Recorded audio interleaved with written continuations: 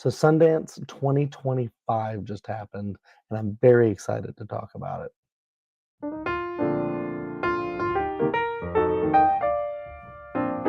So for a few years now, I've been doing Sundance, their online version of the festival. It's really interesting every year to go through and try and look for some clues about like what to select. Like maybe you see an actor or a few actors that you like in a certain movie, or made by a specific person, or maybe you'll pick up on like some sort of like story beat that looks like really interesting, or maybe you're just going to the midnight section to find the horror movies that are there.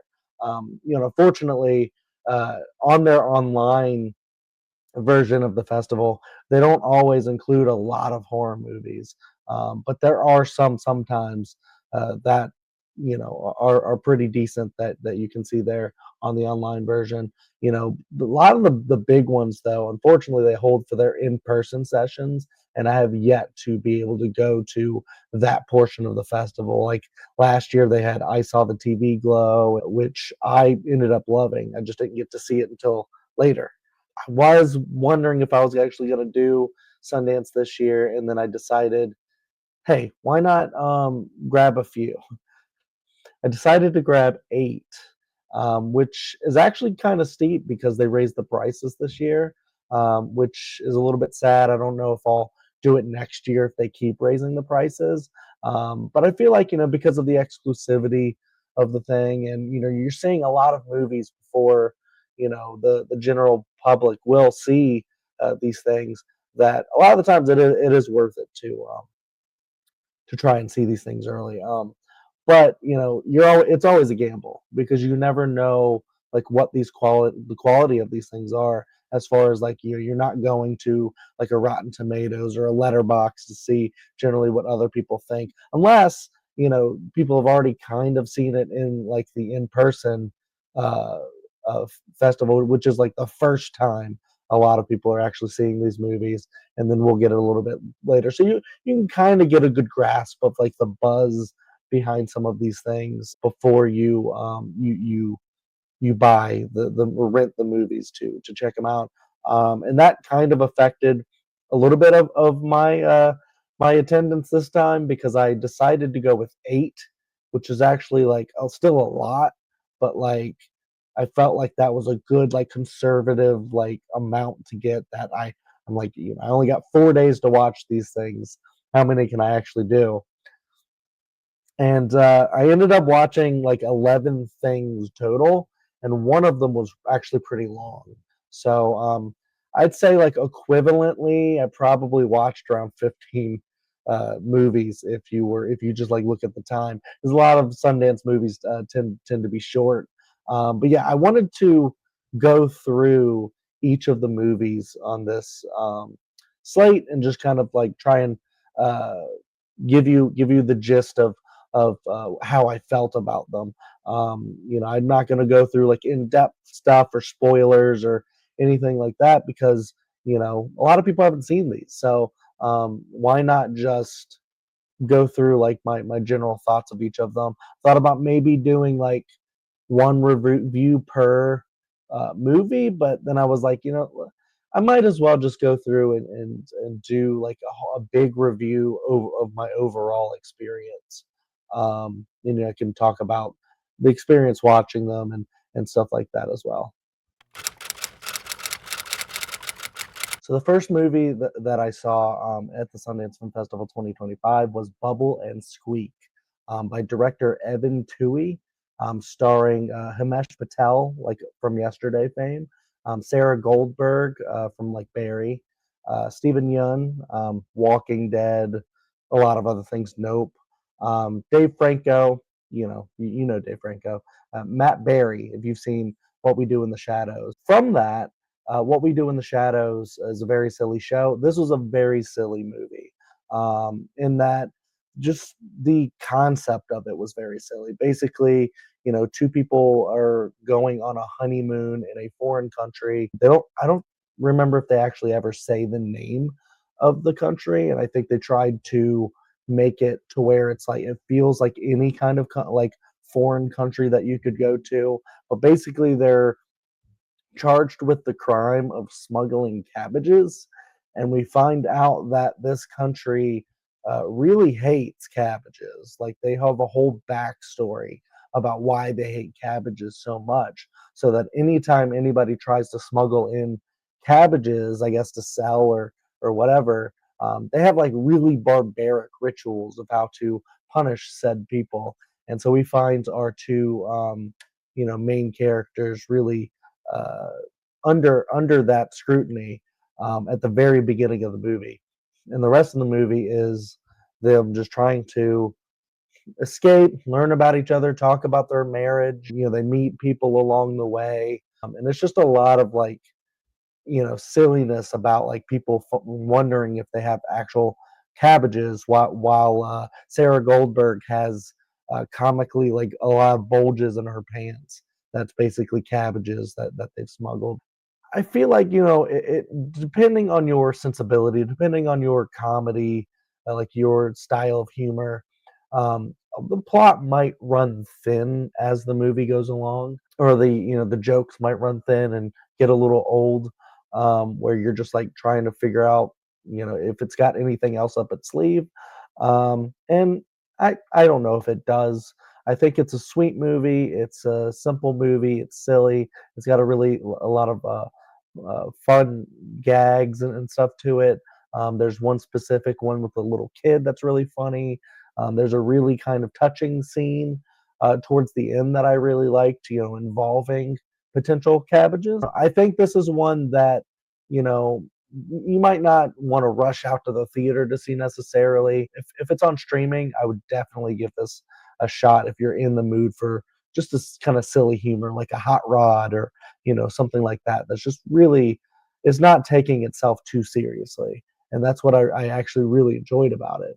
I also kind of wish that because Matt Berry commits to his character, but I feel like his character is like very un-Laszlo from What We Do in the Shadows, to where I'm used to him being a lot sillier. So I was kind of hoping for more there. So I think sometimes while it is very funny in parts, I feel like they could have beefed up the humor and the character beats and stuff like that, a little bit. But yeah, it's a cute story.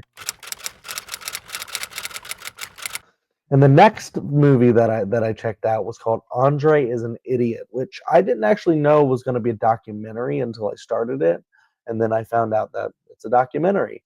And going from Bubble and Squeak to this one was a little jarring because Bubble and Squeak was very silly and didn't go too deep.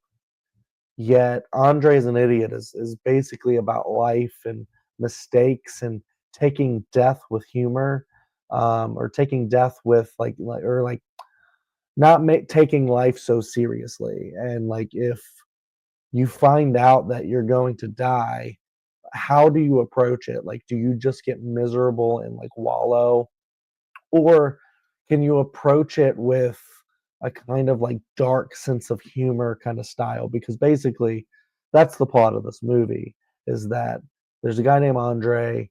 He didn't go get a colonoscopy, and now he is dying of cancer. And he decides to make a documentary of his life, just like talking about like uh, his life, like up to that point, and then how he decides to bring humor to his death and like make it kind of funny, like where you have people who talk about like, oh well, if when I die, I want my funeral to be this way, like I want people to be cracking jokes, and you know uh my funeral is going to be really funny because this is going to happen, and or my friends are going to come over and we're going to do like an inside joke kind of a thing, but I'll be dead or whatever. And I feel like it's kind of got like that vibe to it, where it's like let's not treat this as like the worst thing imaginable, and still try and get something out of life. And I find that very touching, very sweet, very funny at times.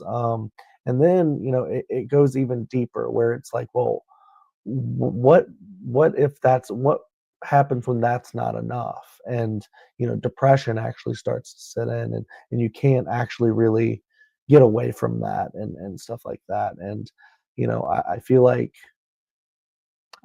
it's one that you really need to put on when you're in the right mood for something like that, because it does go hard. It does feature someone who is terminally ill, and I find that very hard to deal with sometimes, just thinking about that fact, and thinking about like what would you do in that situation, and I hope that doesn't happen to anyone, uh, because it's just such a terrible thing to happen. But like if it does, like how would you handle it, and stuff like that. And that's what this movie explores, and I think it does it in a really interesting way. A lot of the way it's shot, there's some animation, there's just some interesting ideas that they're pitching about how to like increase awareness of getting a colonoscopy when you hit your 40s, and trying to tell people that they need to keep getting checkups, and stuff like that, so that they can make sure that they, if they have something like that, that they hit it really early. And so yeah, I think it hits on so many different areas. I think it's a I think it's a very well made movie, and I really liked it. I hope it's one, and it got picked up by A24, which is really cool. So I'm hoping that that gets you know some traction like later on in the next year's Oscar season, because I do think this is a very good documentary that I quite enjoyed, and also made me really sad. Movie I watched was called Didn't Die. I was actually kind of excited about this because it's one of the few horror movies that I was able to get. It's all honestly, I think one of the two horror movies that I even knew was available, and the other one I didn't get. The Virgin of the Quarry Lake. But I did get Didn't Die, which is a zombie apocalypse film from Mira Menon.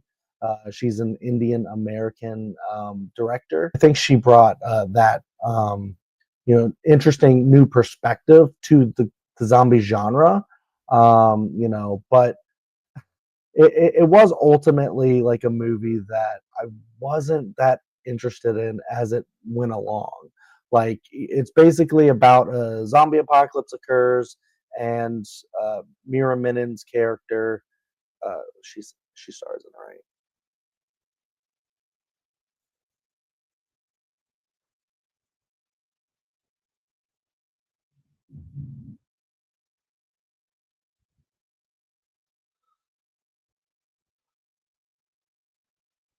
Oh, she doesn't star in it.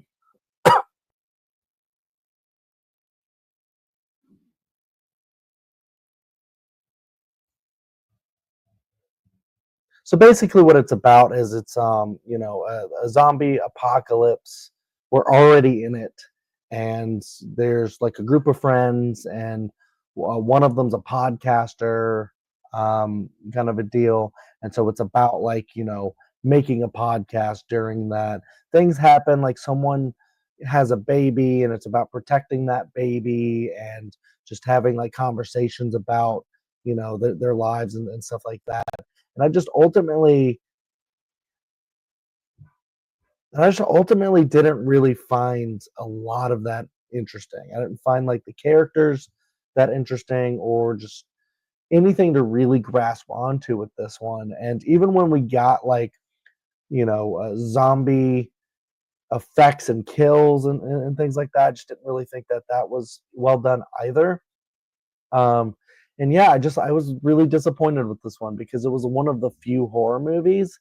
And while I think that's such a like unique perspective to bring to it, like podcasting in the zombie apocalypse, made by an Indian American, like I love seeing like different kind of like perspectives that we just don't normally see. And yet I just found it, of like the zombie genre especially, just very kind of uninteresting. Like I love stuff like George A. Romero's Dawn of the Dead, which has a lot of very similar vibes to this, to where it's like, you know, what happens when all the excitement of the zombie apocalypse dies down, and you're just trapped in a supermarket, and you gotta like just kind of like it starts to get really boring and mundane after a while. And I feel like that was the approach that they wanted to go for in this movie. But you know, I feel like that was the approach that they want.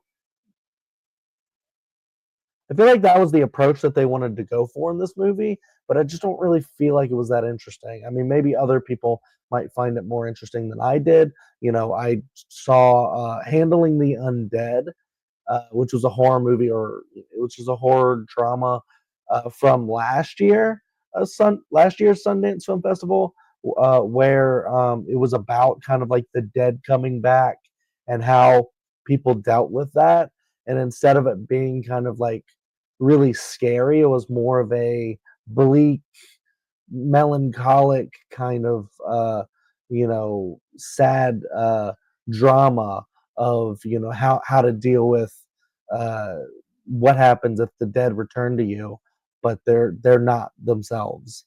And I feel like that was kind of interesting too, but like it meandered in a lot of the same ways that this movie didn't die. But I've seen so many people who have really enjoyed Handling the Undead and thought that it was like really cool and artistic and stuff like that. So I would, if you like zombie movies, I would check this one out.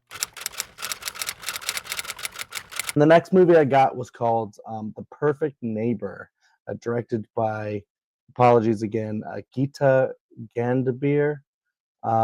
Basically, this one was very harrowing. It's one where after watching, movies like Andre the Idiot, and kind of getting,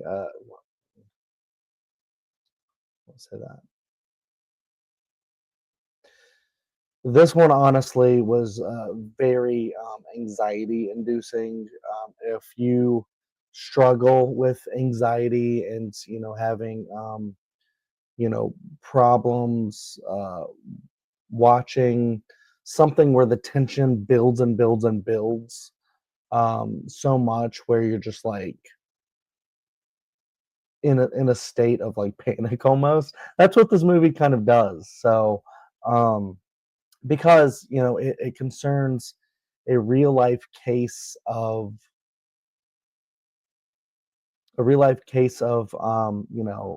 stand your ground kind of laws in Florida, where there is a neighbor who keeps harassing children in the neighborhood, and parents are, or one parent in particular is really trying to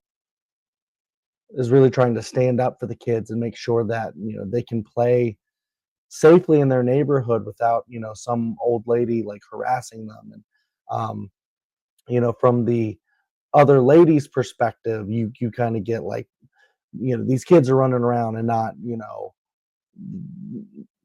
being under control, and they're causing havoc and running around throwing stuff, trying to put a dog in my car, and just you don't know like what's real, what's a lie, because it's a lot of testimony from like the people that were there, because this movie was shot in a very interesting way where it's all like body cam footage, interrogation room uh, footage, courtroom camera footage, and all that stuff put together to kind of give you the before and after a horrific crime takes place, where they give you the feel and the vibe of a neighborhood before the tragedy, and then after, and then how people try to you know uh, get on with life after that, but also talk about like how people sometimes might try and utilize these laws that are for you know people who believe that you have every right to harm someone with a gun, as long as you're afraid for your life. And it's one of those things where I don't want to get like too much into the politics of it, but you know, what where does one person's rights end and someone else's rights begin, where it's like, you have a conflict where, someone feels wrong, that the other person feels wrong. Well, what if one of the first people decides to take the law into their own hands and claim that they're afraid for their lives when this is really just a neighborhood, with a squabble that just kind of should be met with you know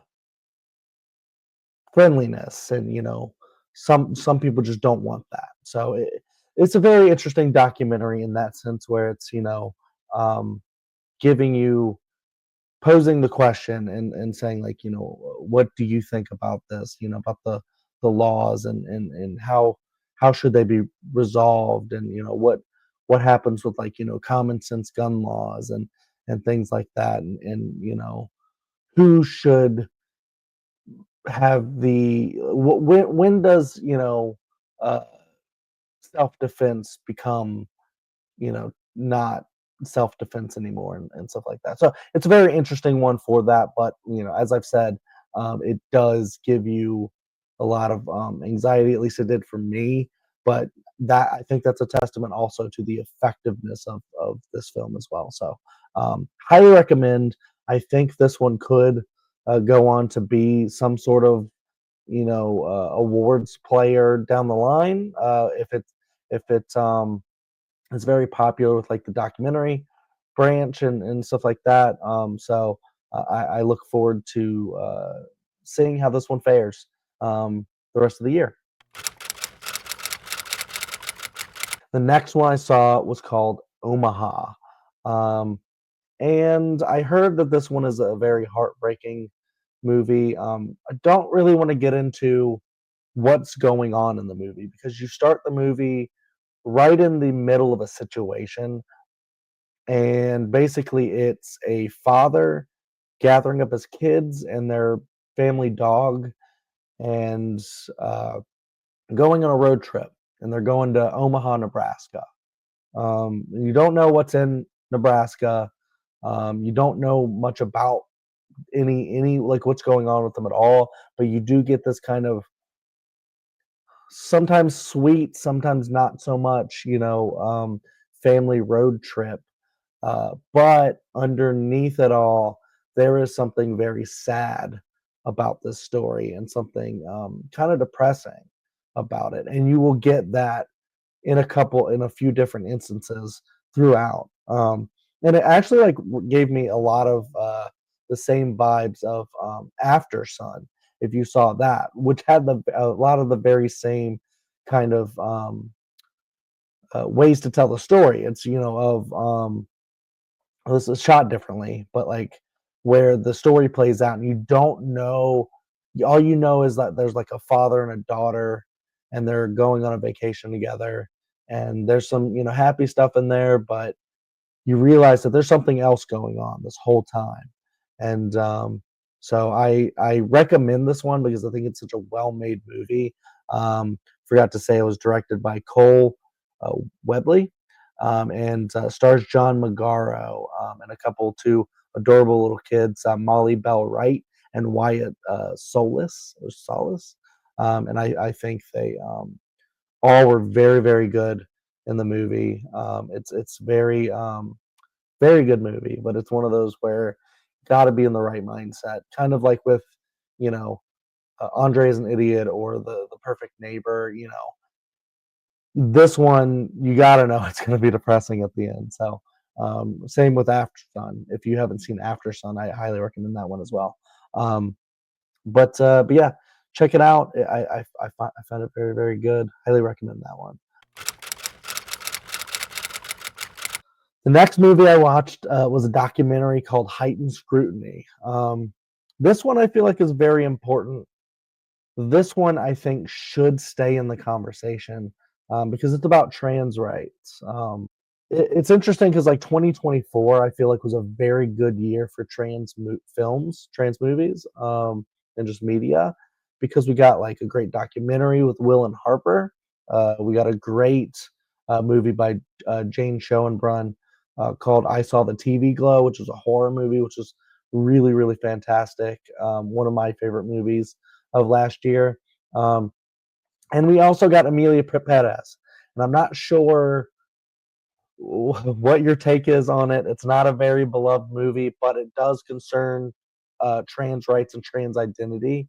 And I feel like even when there's a movie that might not get it like 100% right, it's one of those where it's still kind of in the conversation, because right now what we're seeing is a lot of anti-trans legislation coming out in 2025 after a new administration. I'm speakingly talking about the United States, but other places in the world are not also very friendly to the trans movement and just the idea of someone coming out to be who they always have felt that they were, and just making the outside appearance or just how they express themselves in the exact way that they want to. And right now we're seeing that being under attack, and I feel like this is one of the big like civil rights movements like of our age. We had civil rights back in the day with like African Americans, and then with homosexuality with like gay marriage and stuff, and now trans rights. And I feel like it's a really big movement, and right now it's under attack. And I feel like getting a lot of these movies like Heightened Scrutiny, which I haven't even talked much about the movie, but it is about trans legislation and the work that's being done by like trans lawyer, and it's just really great to see, uh, great and also sad to see the different ways people have to fight for their rights in this, because we are in such a divisive time about what it means to be something, even if the world is trying to say that you're not that, which this movie definitely covers that as well, with transphobia and a lot of the stuff that's out there. So, I won't get too much more into it. I'll just say that I think this is a very good doc, especially if you don't know that much about trans people and just trans identity.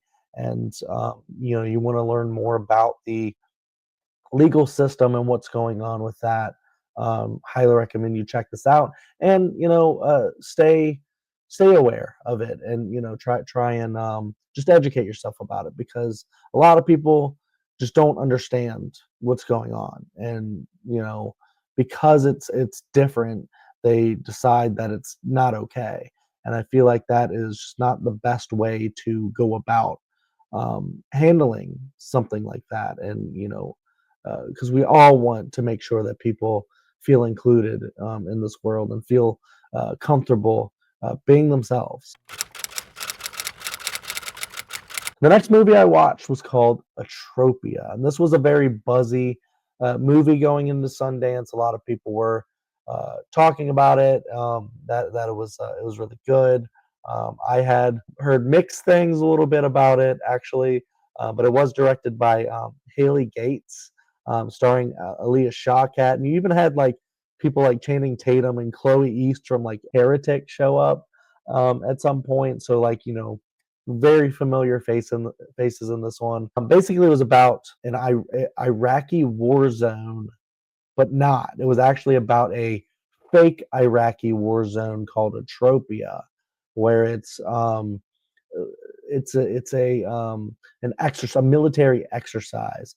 This like group of actors would populate this place and would make it feel real, like a real village of things that could happen, just people living their lives, people being anti-military or something like that, just a lot of different kind of scenarios. And they would have the military come in, or I guess the US military come in and train there before actually deploying to some of these foreign hostile kind of areas and like war zones and whatnot. But as like dramatic or war movie or actiony this sounds, it was actually a comedy. It was like a satire, where, well, I mean, it's a little bit dramatic too, but it's a lot of comedy in it as well. It got very silly.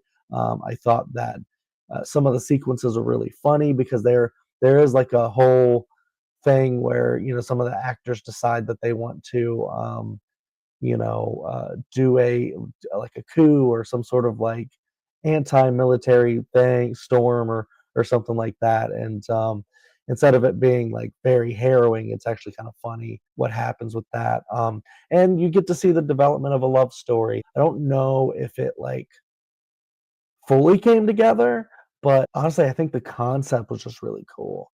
And I feel like this one, while I enjoyed it, would have been better as a series, like maybe like an Apple Plus type of series, like Atropia on Apple Plus, where it's 8 episodes of this, place where the military comes in, and maybe you have different episodes focus on different characters, because it felt like a very populated kind of thing where you could focus on this one actor's journey, or maybe this like military, like US military member's journey, and just kind of like commentary on war and stuff like that, where I feel like this tried to go with that and just didn't really fully go there for me as far as like fleshing out this full idea of a concept.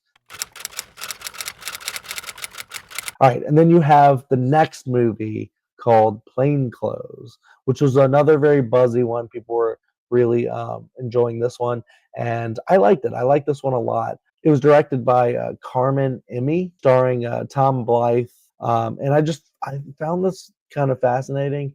Basically, just like the way it was shot, the time period that it was set in, what it was about.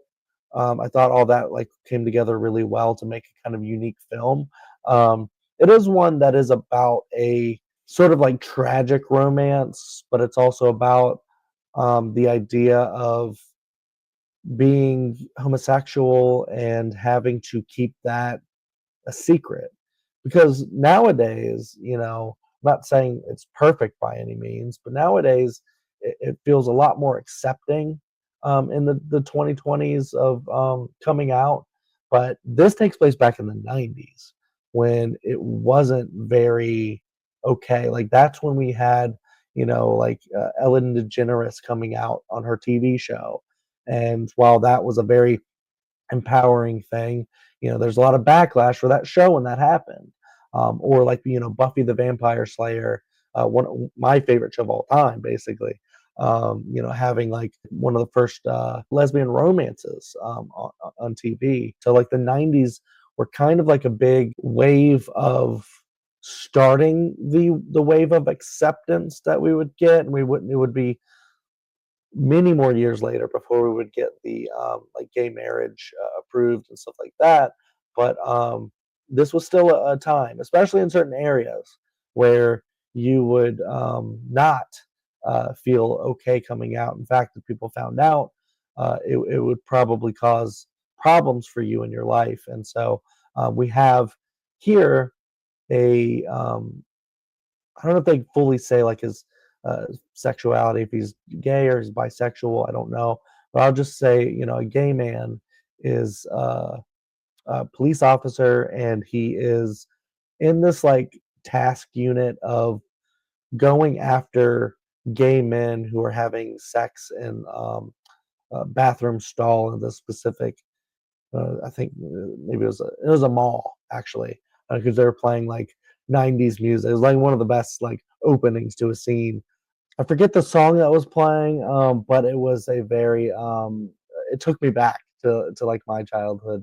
So that was kind of fun, but then I mean the subject matter wasn't very fun because it ended up being the sad kind of thing where people are arrested. I mean, I guess it's like for like kind of like a public indecency kind of thing, but like really like the thing behind it is they're trying to catch gay men doing this, being gay in public. But it gets interesting because, our main character is gay and ends up falling, you could say falling in love with one of the people he's trying to catch. So he ends up letting him go.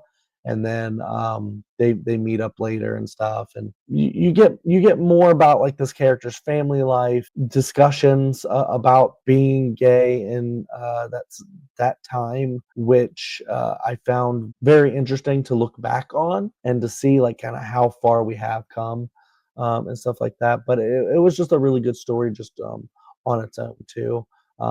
It's not like we haven't seen the tragic gay romance kind of thing. I mean, we have like Brokeback Mountain. We have so many of these kinds of films. But this feels kind of like a retro look back on that, a different kind of story, kind of framing for that kind of story. So it is a sad watch, but it's also a very interesting watch. I like the romance in it, romantic elements of it.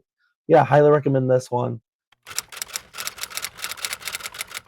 And then the next, well, I can't say movie that I watched, but I will say the next thing that I watched was a show from Cooper Raiff called Hal and Harper, which was very interesting. And at first, I didn't get this one because I was like, I don't want to watch like a whole show. That's weird. Like, I've never watched a show at Sundance. Like, what? I'm just watching movies. But a lot of my friends were watching this show as well, and I had heard that people were really digging it, so I checked it out. The only other thing that I had seen by Cooper Raiff before was called Cha Cha Real Smooth, which I thought was a very good movie. But it was one of those things where Cooper Raiff came up in the same way, I believe, of the Duplass brothers. And I feel like there's a whole kind of where it's like divisive, where a lot of the Duplass brothers and Cooper Raiff, a lot of people find them a little bit pretentious in how they make stuff. But I've always really liked, especially Mark Duplass and his stuff that he makes. And Cooper Raiff, I like Cha Cha Real Smooth. So because I've heard stuff like that before, I was like wondering if that was going to be the case here with this show. So I went into it like, is this like legitimate, like where it's like it's like really saying something and it's really deep, or is it like trying to be deep and it's really not? But I actually found it to be the former. I really liked this show quite a bit. I thought the acting was fantastic, and I like the style of it, where it's about this, I almost say three-person family, but it's more than that because it's two kids, Hal and Harper, their dad, played by Mark Ruffalo, Cooper Raiff, who I believe directed and wrote and starred in it and all that. And you also have Lily Reinhardt in it, who is phenomenal and is, a lot of people are saying like she should get like an Emmy or something like that, which I agree with. I think she was fantastic in it. It is this family, and they're sort of dealing with the death of Mark Ruffalo's wife, of course, Hal and Harper's mom, and their relationships with each other and their lives. And I don't know if that sounds interesting on paper, but uh, I watched all 8 episodes of the season one of this show, which ended up being around 4.5 hours, and I found it to be kind of fascinating. It was a little slow to start. It was a little hard for me at first to figure out what was going on, because you get different time periods and different phases of Hal and Harper's lives, but they're played by Cooper Raiff and Lily Reinhardt the entire time. It's not like you get kid versions and teenage versions of these characters. They're always played by those two actors. And so to see them play, like, play those characters in their when they were kids, amongst a lot of other kids and stuff like that, it's a little bit jarring at first and kind of strange, but you fall into it and you go, okay, I get this now, and I'm there for it once you accept that. And then from there, I feel like they go really deep with it, and I really really enjoyed it, talking about like how the loss of someone might make people come closer, because I am also a little brother of an older sister, and we have a very good relationship, and we don't see each other as much as we would like to, but when we do, it's amazing. And I feel like Hal and Harper have this kind of relationship as well in their life, even though it's, I feel like they're closer because of tragedy. but whereas with my sister, it's not like that. We're far in age, so I feel like that kind of helps. She's a lot of the times like more of like a role model and mentor to me a lot of the times. But you also get kind of that dynamic here with Hal and Harper as well, and their relationship with their father, who wasn't always the best father and couldn't always figure out how to be there for them after having such a loss, which kind of goes back to something to do with a film I talked about earlier, actually. So I feel like a lot of people are talking about this kind of thing, like the wayward dads of in like the aftermath of a tragedy, and like not being able to fully be there for the children, and how sad that is. But like what happens with the children, and are they able to you know come back from that? And I feel like having a support system of a sibling thing where like one of them is more mature and can help handle the stuff that the parent's supposed to be doing, which is another sad thing because a kid shouldn't have to be forced to grow up too quickly like that and take responsibilities that shouldn't be theirs, and things like that. And I love all the things that this show explored. The My favorite thing about this show though were the needle drops. There's so many different great ones. Can't pinpoint all of them, but I know like the tallest man on earth was a needle drop, which I don't know many people who know about that artist, but my wife was a really big fan of his, and we saw him in concert, and I really like him. He's got a very good Bob Dylan quality to him. Um, and then no, I can't remember all the different ones that were played, but I just know that the music was fantastic. So I don't know if Cooper Raiff did the music, but whoever did the music in this was just on the top of their game. Because for me, if you have some great music, I know you know what you're doing, and it makes me really get into the show a lot more. Because I mean, there's a lot of great music that I just didn't know the artist or anything, but it just felt like they had such great use of the music in the show. So highly recommend it. I don't know if they'll do like another season of it. It might just be like a mini series type of thing. But if they did do another season, I think that would be kind of cool as well. So highly recommend that whenever that comes out. It's probably be like Apple Plus or something like that. Highly recommend that.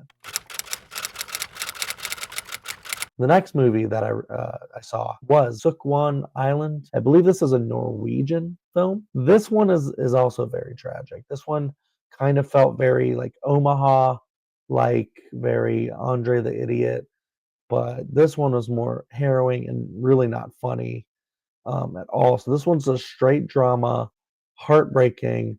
But basically, what it is, there's a situation or a father-son relationship where the father wanted to take the son to like a remote cabin on like an island, Sukkwan Island, I guess. And the relationship was toxic. And because the son didn't want to go, something harrowing and tragic happened.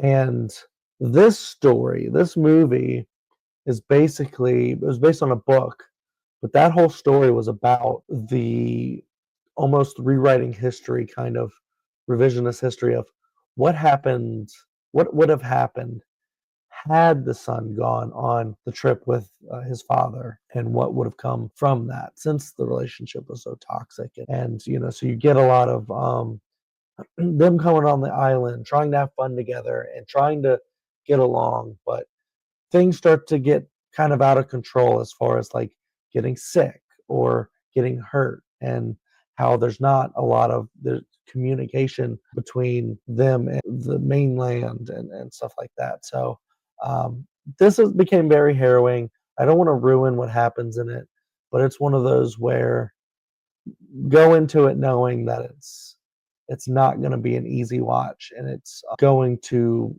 be tragic.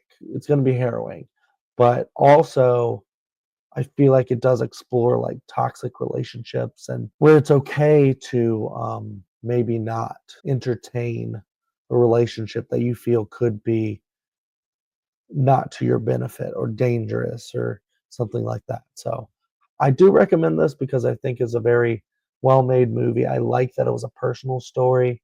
very tragic personal story. But I do think this is a very good, especially for international cinema. I wanted to highlight this one as well because I thought it was very good. And I didn't actually do this on purpose. It actually ended up being by accident that my favorite thing that I watched at Sundance this year, 2025, ended up being the last one that I watched. Ended up being my favorite one was Sorry Baby, uh, directed, written by, and starring Ava Victor. I think she's going to be, or that's going to be a name that you should probably watch out for because it feels like a powerhouse kind of direct debut where was back history. I already mentioned earlier Jane Schoenbrunn, who did I Saw the TV Glow and like We're All Going to the World's Fair. Apparently, Eva Victor is like a protege of Jane Schoenbrunn, and because of that, um, I, Ava Victor is just a really great voice in indie film right now. And Sorry Baby was just such a great film. Also very harrowing. There's like stuff that happens in it that's not very easy to watch. As far as sexual assault, I like what it explored after that about what is life after that, or what is your responsibility as far as reporting something like that, or like how does it feel to go through something like that, and like the before and the after of it and the during, which thankfully there's not like a lot of violent scenes or anything like that that you have to go through. But I feel like it was played with like such great honesty. I don't know. It was just like Eva Victor playing this character and like trying to find solace after, and like building relationships with a cat and a baby. It sounds, the way I'm making it sound is like very dramatic and just sad, but it's also a very, very funny movie. And I like how it also approached this with humor, where it's like, you know, a movie about a sexual assault, and yet there's humor in it, and I feel like those don't go together. However, they found a way to make this something that is very sweet and humorous at the same time as exploring this content with vulnerability, but also like care. It is something that sadly people go through way too often. This is something to explore for the society that we live in that is very prone to having things like this happen because you know stuff like this goes unreported a lot of the times, or people don't know like what consent is, or they don't care about knowing what that is, and what it means to have a consenting relationship, and things like that, especially after the Me Too movement, and what happened with that, where people started to kind of redefine things that should have already been defined in the first place. How a lot of that stuff might get like, kind of walked back and stuff like that, and like the new whatever's going on in today, 2025 politics. But I do think this is a very, very great movie. I don't want to go too much into it. I already said a lot about it because it is one that I think you should experience on your own, and really look out for this one when this comes out in the theater, on streaming, or whatever, because this should be seen by a lot of people. I think it was a very, very good movie. I can't wait to see what Ava Victor comes out with next. Also, like, I don't know if this is going to be an awards movie down the line, but like Ava Victor and like her performance, the writing in this movie, I I, I didn't know last year when I saw A Real Pain at Sundance that was going to be nominated for best original screenplay, and then Kieran Culkin was going to be nominated for and be the front runner for best supporting actor. Yet here we are, and we're in the Oscar season. A Real Pain is a real contender, not a best picture contender, but it's still a contender, and I'm excited to see if maybe Sorry Baby ends up becoming one of those too, because I do think it's at that level, and I would love to see it at least get like some sort of like screenplay nomination, or maybe a best actress nomination for Eva Victor, because I do think it's well deserved. So that's what I thought about those movies that I saw at Sundance Film Festival 2025. I don't know if I'm going to continue doing this next year. I guess it depends on if they even allow people to watch stuff online, or the cost. They raised the price this time, and so I'm surprised that I watched as much as I did. But if they raise it even more, I don't know if I'll be able to afford, or maybe I'll watch just half the movies or something like that. But one day I hope to go in person to Sundance. I think that would be really fun experience. But I do highly recommend checking out a lot of these movies and the show that I discussed. Even the ones that I didn't recommend or didn't enjoy, maybe you will. You can let me know in the comments what you thought about any of these if you did attend Sundance, or what you might be excited for, or I don't know. I guess maybe those are the options for that. But or just let me know like what you might want to see me do on the channel next. Thank you for watching. Make sure you like this video, subscribe to the channel, check out a lot of the other stuff that we have on here. I haven't done a lot of reviews. I'm trying to step that up now. This is one of the first of hopefully many that I will do. But also, check out our You Rankin' With Me series that I do with my buddy James Tancock, and a lot of other great faces like my wife, my buddy Dylan, my buddy Charles, a lot of other great guests that we've had, that we've gone through different franchises and directors and filmographies and stuff, to talk about movies in a way where we rank them and say what's better than the next thing, what's the best of Edgar Wright's filmography, what's the best Harry Potter movie. So we have a lot of those, and we're looking to get a lot more out as well of those rankings because they're so fun to do, and hopefully they're fun to watch, and so check those out as well. And yeah, thank you.